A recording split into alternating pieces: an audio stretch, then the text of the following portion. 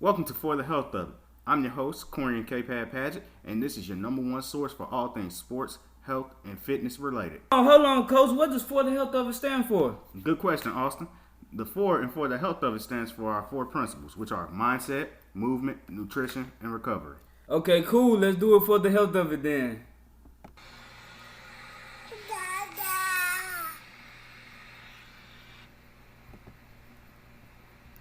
Man, 2021 has been a crazy, hectic year. For the Health of It was nominated for two award shows, the Black Podcasting Awards and the People Choice Awards for podcasts. So, as you may be able to tell by that earlier sound, I am now a proud father to a new, beautiful baby girl. And that put a little, change in the plans. At the start of this year, I was planning on releasing a new episode every week. But being a new parent, it's different. it definitely put a halt to those plans. But I appreciate each and every one of you for listening to this show. Thank you so much. And now, without further ado, let's get into this new episode. Welcome to another edition of For the Health of It. I'm your host, Corian K. Paget, and I have the honor and the pleasure of bringing back my second ever guest back on with us, Coach Trey Kilgore. Coach, how are you doing? I'm doing great today, man. Really excited to get on here and talk a little. Good deal, man. Good deal. So, Coach, man, as you know, when we first did this, our first interview, it was at the start of the pandemic. And basically, man, you went through a whole body transformation. So talk us through everything that happened to you during the pandemic and all that.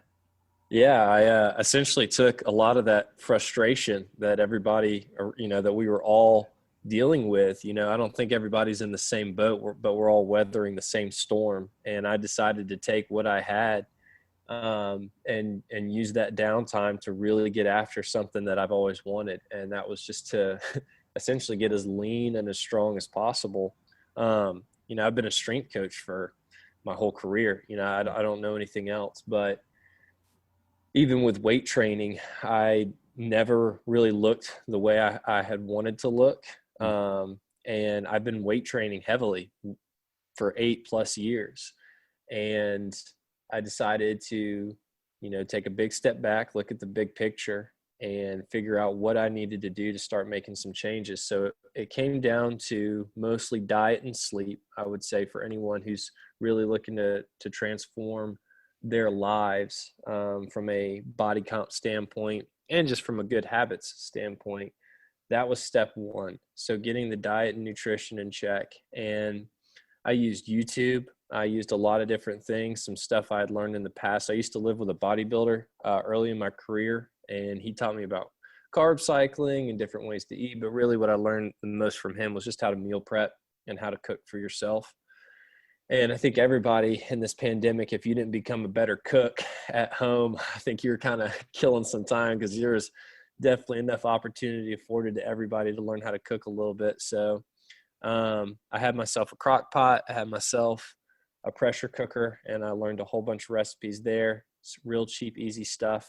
But I wanted to leave a little bit of room every week to where I could just go absolutely ham and stupid. So I have several, I don't like the word cheat meals so much as I say high calorie, intentional calorie meals and days. My go-to if I'm at home is a DiGiorno stuffed crust cheese pepperoni pizza. Oh my gosh, that cheese stuffed crust. I think it's comes out to 16 or 1700 calories. But I can scarf one of those down in about 10 minutes. Wow. So that would be like a Saturday or Friday ritual. Really when I started, so I got at my absolute heaviest in 2020. I know it's New Year's Day, but on January 15th or 16th of last year, I got up to about 225. Oh, wow. And the heaviest I've ever been in my life was 250 when I was in grad school, and I was intentionally bulking back then. But I was 225 at the start of 2020, and the lowest I ever got to, I think, was the end of August, and I got down to 189. Wow. So I lost over 30 pounds, which was just crazy because you don't see it as it's happening, and then you just look back. That's why anyone who's looking to start a journey like this, you want to, I recommend taking photos of yourself at the beginning. I've got a couple people who have had similar transformations over this time, even athletes training, because I learned a lot about strength and conditioning, and we saw some really cool transformations with our athletes this past semester. They wish they had taken photos at the beginning just to see where they're at, because they know a difference, they see a difference, but they don't have that reference point. So I recommend anyone do that. But going back to the transformation itself, August was about my lowest, and I'm slowly starting to build back, gain a little bit more. I'm floating around anywhere from 195 to 200 now, and I still think I'm definitely sub 10% body fat. Nice. But I'm looking to put on a little bit more muscle. So it's been a process, and I just wanted to take what time I had, which was a lot more of it, from March all the way to essentially when school started back up in July and August, and make the most of it. Good deal, man. Good deal. You mentioned that you had at one point you were bulking up and you got up to 250. Yeah. Any particular reason why? Yeah. I think this is something that's important to discuss for any strength and conditioning coach. And it's something that I think we kind of struggle with in America, and a body image thing. In grad school, I was fresh onto my first ever strength and conditioning gig on my own, and I was insecure about the way I looked. I thought I needed to be bigger. I grew up being a basketball player and a baseball player, never really knew much about the weight room, and didn't train a whole lot until my senior year of college. So, with 1 year of weight training under my belt and just having my CSCS, I go in and I work this grad school job, and I was insecure about the way I look compared to the athletes I was training. And there is an aspect of you need to look the way a certain part for this job, but you can't take it to an extreme. I don't think you have to be freaking Lou Ferrigno or Arnold Schwarzenegger to be a good strength coach. But I thought I needed to be bigger. And so I went from about 200 pounds when I started grad school, and by the end of my third semester in grad school, I was up at 250. I was eating about 2 pizzas a day, 2 or 3 Philly cheesesteaks. I was living in Joliet, Illinois at the time, and so there's some really cheap pizza joints that would just give you these huge, huge pizzas for real cheap. And I used that to bulk up. I would eat 10 eggs every morning with cornmeal hash. And it was like I was putting down about an average of 6,000 calories a day. Wow. To get up to that. Yeah. So I was hefty. My knees hurt all the time. I would not recommend it. I did what people would call a dirty bulk, I think. Right. Would not recommend it to anyone. Goodness gracious, man. So, oh man. But I did get bigger, and I did get stronger. Of course. All right. So for everybody that doesn't know, Coach Kilgore, as he already mentioned, is a strength conditioning coach. Where are you at now, Coach? I'm at Lipscomb University working with men's and women's tennis, men's and women's track and field, and cheer. Okay, cool. So if you can, tell us about how that's been going for you during this pandemic. Yeah, so we were very fortunate. Lipscomb's a small Division I school in Nashville, Tennessee, and we are members of the ASUN conference. At the collegiate level, every conference did it differently and handled it differently throughout the pandemic, but we were fortunate enough to have our athletes come back on campus and continue to train. We went through the semester pretty much as normal business as you could imagine with everything that's been going on. We ended the semester a few weeks early. So I think a lot of schools followed this formula of where there were no breaks and you went straight from the start of school all the way to Thanksgiving. And when Thanksgiving came, everybody went home. Yeah. And so we had a couple athletes who could come back if they wanted to train or, just live on campus for those remaining 2 weeks between Thanksgiving and Christmas. We had a couple people choose that option. So I stayed busy up until the past week or two. But we were pretty much normal business as usual. And I got to try out a lot of really cool things with my athletes and stuff that I got to learn. The downtime that I had really dug into West Side book of methods. Learned a lot more about the conjugate style of training, way more than when you and I last talked back in, I think, April. I really got into that over the summer, dug more into Yuri Verkhoshansky's work, which I'm about to start picking back up again. But yeah, it was about as normal as you could imagine. The only difference is cross country, who is normally in season in the fall semester, they were off season because their season got canceled pretty quickly. There was no fall season for tennis because they usually play about 8 or 9 matches in the fall. We didn't do that. So we basically had, a bunch of off seasons where a couple teams would have normally been doing a lighter frequency of training. Right. That's one thing that really bugged me, man. Cross country getting canceled. As you know, I coach cross country, and it really bugged me because I'm like, man, out of all sports, the easiest one to maintain, you think cross country would be an easy one to maintain. Mm-hmm. I was like, no. I mean, you got probably 100 kids out there, big open field, and they're running, and they might start off for like a minute next to each other, but within that first 60 seconds, man, there's so much gaps in between everybody.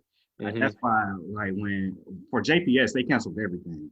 You lived in Jackson, so I don't know if you were JPS, but they literally canceled every sport for the fall. Basketball just picked up December 19th, 2020. So it hurt me. It hurt my kids. Just seeing some seniors that never will play another sport in their life, that was depressing. But that's probably been the hardest thing as a coach.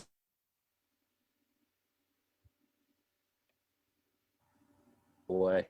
Right. Yeah. I just don't get it. Am I coming through clear? Or am I? Yeah. Okay. You're great. You're great on my end. Am I good? Yeah. It lagged just a little bit.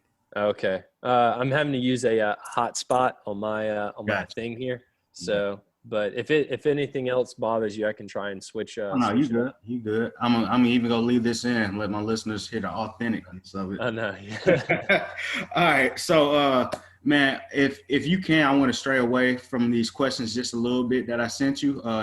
You talked about the insecurity issues. That's a big thing, right? Yeah. Yeah, man. Yeah, no, that's something that I think you've got to be open and truthful with your athletes. That's something that you've got to be vulnerable to an extent, because I've been through it now. That was something that at the time I was just trying to get bigger, to look a certain way and to do it for other people, essentially, and not for something that I wanted. And I think that's one of the reasons that change didn't last very long, is once I got up to that weight, I hated it and I didn't like the way I felt every day. And that's what's different about the way I am now, is I trained because I wanted to look a certain way for me. I didn't want to get shredded, cut, ripped, whatever adjective you want to use. I didn't do it to impress anyone. I did it to see if I could do it. And when I figured out a few simple tricks here and there to maintain this, I don't see myself going back to the way I was. This is something that's, a lifestyle change for the better. And that's a significant thing, because I'm still early on in this journey of strength training, I believe, and being able to relate to my athletes the way they should feel and the way they should be in their sport. Their identity should not come in their sport. Their identity should not be coming into the way they play or the way they look, because if you do chase after those things, you're gonna fall short. Yeah, you're gonna find out that it's an empty passion that you're chasing after. So, I did it because I wanted to, and it's a healthier way to live. Honestly, the way I eat and the way I take care of myself now. But chasing after those superficial or vain pursuits, it's gonna leave you empty-handed, and you're gonna go back into what you always know. You're not gonna be able to maintain it. Right. So you mentioned at the start, the diet and the sleep, or nutrition and recovery, whatever you want to call it. And you mentioned with the diet, you ended up getting a pressure cooker and a crock pot. Yeah. No air fryer? Oh, so I just got an air fryer, and I got one from my mom and my dad for Christmas. Nah. They know me. So I'm about to start experimenting with that. One thing that I did not eat a lot of was fish, just because, you can. I'm not a great chef yet. I'm still learning, but cooking fish in the pan. Plus, I live in Tennessee. I grew up in Florida for a lot of my childhood. So, as you know, someone in Jackson, Mississippi, you're right there in the Gulf. Right. Like, you get real picky about your Mhm. seafood, and so there's not a whole lot of good fresh spots up here. So an air fryer is one of those things that I'm looking forward to cooking a lot of fish with. It's a great tool. Everybody's all about those right now. Right, right. We got like a little bootleg one, man. It's called like the copper oven crisper or something like Mhm. that. My aunt got it for us like for my wedding in 2017. I just opened it up. It works decently. You literally have to put it in the oven at 450, and then like it's convection and all that. It's Mhm. crazy stuff, but it works a little bit, man. Yeah. It doesn't crisp it up the way you think it might or the way that they said it will. Did some French fries last night and they came out good, but Yeah. the chicken, nah, I would still go work with the chicken. Still Yeah. figure out some different method with the chicken. But It's a fine tuning process. it is. It definitely is. So let's go into your goals for Mhm. 2021. Yeah. What goals do you have for yourself personally and then professionally? Yeah, professionally, I want to keep doing as great of a job as where I am at. I think we talked about this on our last discussion. Is any advice that I can offer to anyone in this field is, not looking ahead and worrying about the next job on the horizon, but keep your mind where your feet are, doing the best job where you're at, and the rest will take care of itself. Obviously, you need to keep your ear to the ground to look for other opportunities if you need it. But for me, very happy the way I'm taken care of at Lipscomb. I work with a phenomenal staff in terms of the other strength coaches and then the sport coaches that I work with. All of them are awesome people. And then the athletes themselves, I can't speak highly enough about them. So very, very grateful for that opportunity. So from a professional standpoint, very, very content there. Um, as far as the personal goals go, with strength and conditioning. I I still have it on my plate to pull 500 off the ground. I've gotten 484 a couple times in my life, but with my diet dialed in, and as you and I discussed before we started recording, I'm just now getting over the Rona. Right. I caught it over this Christmas break somehow. When I get back to it and get a few more pounds back on me, I plan on pursuing that kind of full force. But outside of that, things are going really good, and I'd like to keep it on course for where we were and kind of where I finished 2020. Cool, cool, cool. Since you brought it up, uh, since you are in good shape, and that's one thing that I've always heard with Corona going on. That the better shape you are, as with anything, the better shape you are, basically the better you can, recover from it. How do you feel? Or just elaborate on your thought process about this. Yeah, I mean, you're every time you step into the gym or you make an intentional act to do something physical, I mean, you're putting an investment in yourself. That's your insurance policy. And so I think you're definitely raising up your defenses. For me, I'm a 29-year-old male, almost 30, and I got kicked on my butt. I was sitting down for a while. I was not getting out, not doing anything physical for a good 7 days. It started, not too long ago, and I'm just now starting to feel a little bit better and working my way back into it. I'm tracking my progress, just kind of keeping little notes here and there. But as far as returning to training goes, like first day, I did 15 minutes on the clock. I said, I'm going to go as easy as I want, as light as I want, but I'm going to intentionally move for 15 minutes. And so I hit the timer, I hit go. I did some push-ups, I did some lunges, and I did some dumbbell overhead presses because I had access to 30-pound dumbbells. And Nice. that was it. Ended up cranking out just 50 total push-ups, about 50 total lunges, and a few overhead presses. That's all it took. And then the next day, I'm a little bit sore, but it was good. Next day after that, I decided to push it to 25 minutes. And, it's just building back into it. Whatever you've been doing up to that point before you get sick or you have a huge setback, forward to that, your body's going to go. So even though I've got this little blip, in normalcy, Right. My body's already kind of going back to the way it felt today. I can honestly say I feel like 100% energy wise. The fatigue at the beginning I had a sore throat and fatigue, which I know the sore throat isn't as common, but the fatigue, man, it felt like I had mono, and I've had mono before. It was, I mean, you get tired or out of breath walking from the living room to the kitchen kind of thing. Mm. So, but yeah, feeling a lot better now. Okay, good. I'm glad you're definitely feeling better. My next question for you, we got the 5 components of physical fitness, and the 5 components are muscular strength, muscular endurance, body composition, cardiovascular endurance, and flexibility. Which of those 5, if you had to choose one, which of those 5 do you feel is the most important, and why? Oh gosh, man, you can't be asking me questions like this. Man,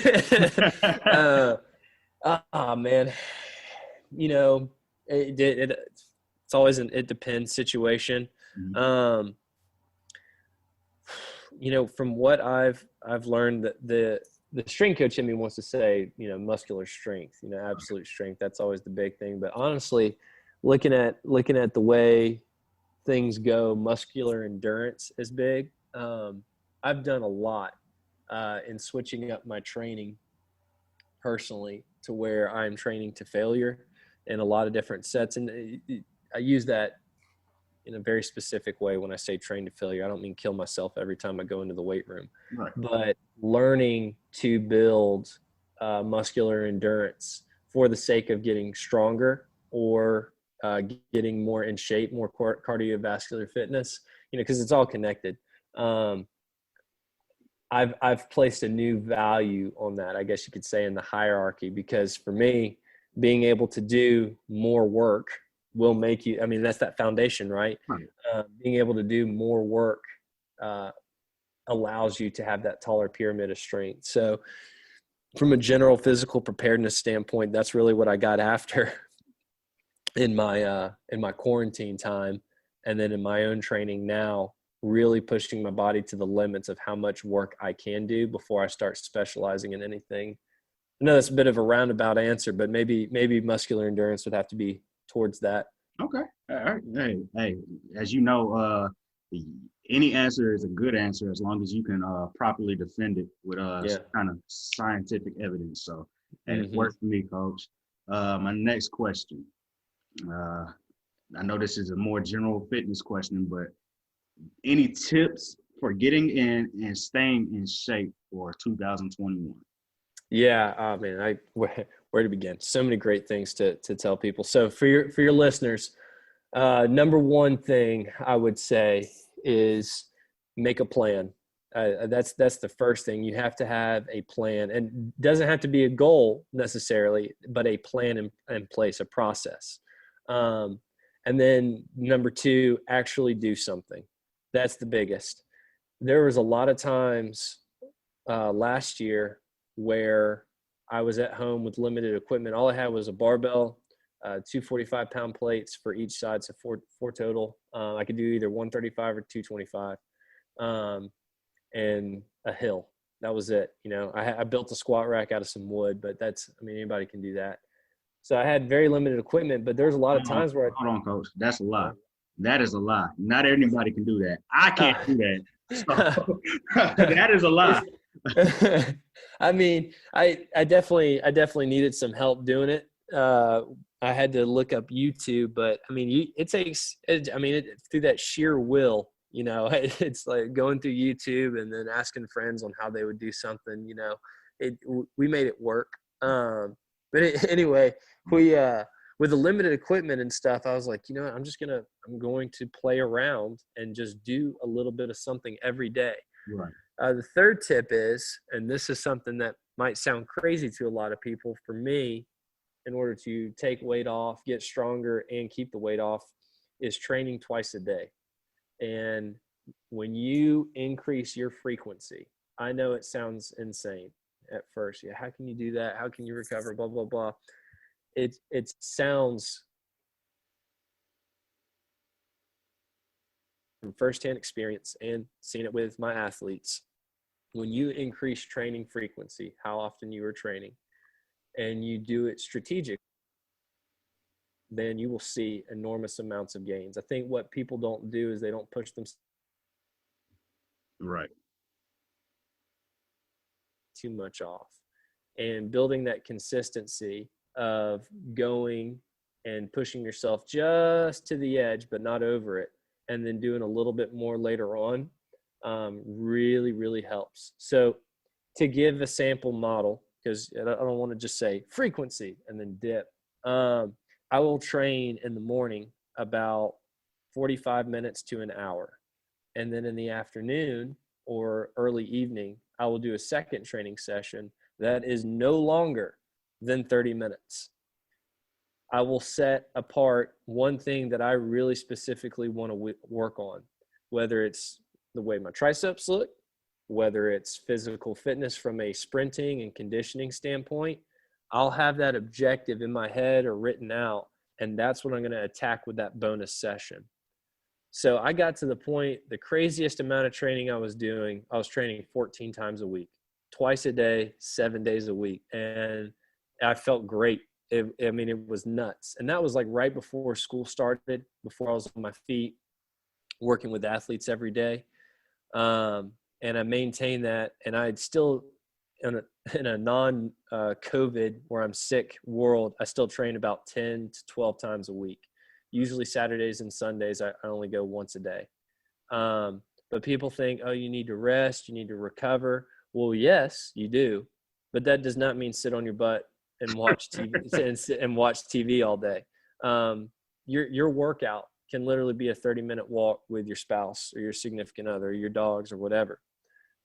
Your body loves to move. It's designed to move. It's supposed to get out and move.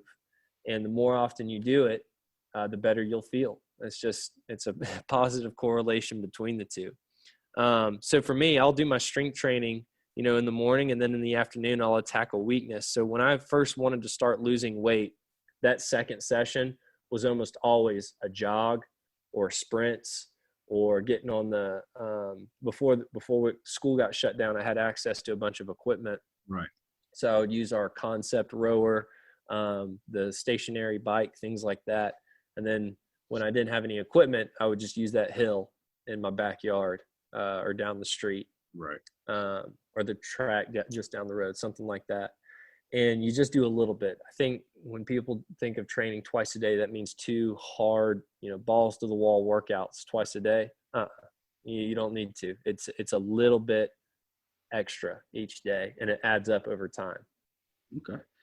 So these times that you gave, they include the warm up and the cool down in both of those? They do, yeah. For the second session, I'm probably going to catch some flack from this, but I don't do a whole lot of warm-ups, especially for that second session. If I'm doing sprints, I will do an extended warm-up. I do like to do a lot of things that will train those motor pathways.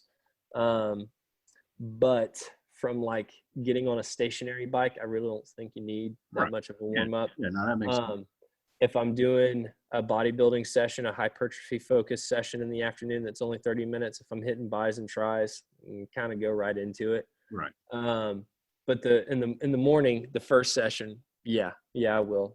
But no more than 5 to 10 minutes. Gotcha. I do a real simple pattern, or a real simple formula of I heat up, then I move, then I activate. And so I'll do something to get my core temperature up, jumping jacks, air squats, something really simple that you could teach a client or an athlete in a matter of seconds. Then we move the designated joints in a position that you're going to be doing for that day. So I'll do some sort of hip mobility routine if I'm doing a squat. And I'll do that for, a minute or two, and then I'll activate. So if it's a squat day, lower body day, after I do some hip mobility stuff, I'll do some things to activate my quote unquote to fire my glutes a little bit more. And then something for my quads. it's real simple. And then I'll go into my workout. I don't think you have to overcomplicate it. And one of the perks of training twice a day and training so often is your body gets used to moving so much that it's kind of just always ready to go. Cool. My next question, Coach. As you mentioned, your girlfriend hasn't watched Star Wars, and y'all been watching it. Give us the order that y'all watched it in. So we are doing the 1 through 9 rather than the original trilogy 4 through 6, and then 1 through 3, and then 7 through 9. We're going 1 through 9. I've never seen anyone do it. It was a rare opportunity that I've been afforded. And I'm glad I did it. Watching her connect the dots has been a lot of fun. Nice. So have y'all been watching the like all the filler movies also, like Solo and all that? Yeah, I thought about doing, so that'd be 11 movies total, right? And I thought about doing that with her, and I was like, it's probably just a little bit too much. So we're gonna go back after we finish 9. We'll watch Rogue One and Solo Story. But it's been good. The whole reason she got into it is she started watching The Mandalorian, and that was my next question. Okay. Yeah, that's the whole thing that started. I was like, the movies are still pretty good. I still think Mandalorian is one of the best things ever. But I was like, you need to check out the movies, because a lot of this, especially, holy cow, that season 2 ending. I mean, there's so many references across the entire universe. Reference when Luke Skywalker. Spoiler for anyone who hasn't seen it. When Luke Skywalker comes in at the end. I was like, she's going to be so confused because she has no idea who this is. So she saw that, and I was like, all right, we got to get to work. Yeah. A buddy of mine asked me, he was like, so, I've watched Star Wars, but I'm not into it. Do I need to know Star Wars? I'm like, season 1, you can just watch Mandalorian season 1 without knowing anything. Mm-hmm. Season 2? Yeah. Man, that's when they really dive into it. They even went into the the Star Wars Rebels cartoon. And the Clone Wars stuff. Yeah, with Ahsoka Tano. Yeah, they got deep into that stuff. And, Boba Fett came back, and Luke Skywalker. Oh, my goodness. It was great. It was great. Yeah. All right, man. Let me make sure I covered all these questions. I definitely appreciate you getting on, Coach. Oh, no problem. Yeah, so got all the questions covered. I said, definitely appreciate you coming on again. You're always a good guy to have on. Very very intelligent and very inspirational also. Keep doing your thing, Coach. And before you go, definitely want you to shout out your social media. For all the kind words, man. I really appreciate what you're doing. And to everybody who's listening, this is a great guy, and his work, I mean, I'm really grateful for it. So you can follow Coach_Kilgore. Got that going on there. Actually just started doing training on the side for people who are not college athletes but want to train like an athlete. I can't, if you're someone who's 16 to 22, can't train you because of NCAA. But I can work with people who are outside of that and recruiting ranges. But yeah, it's something that I'm very passionate about. It's kind of a mixture of my life up there on social media. I put up a lot of training stuff on there and a lot of goofy stuff as well. Just little snapshots here and there.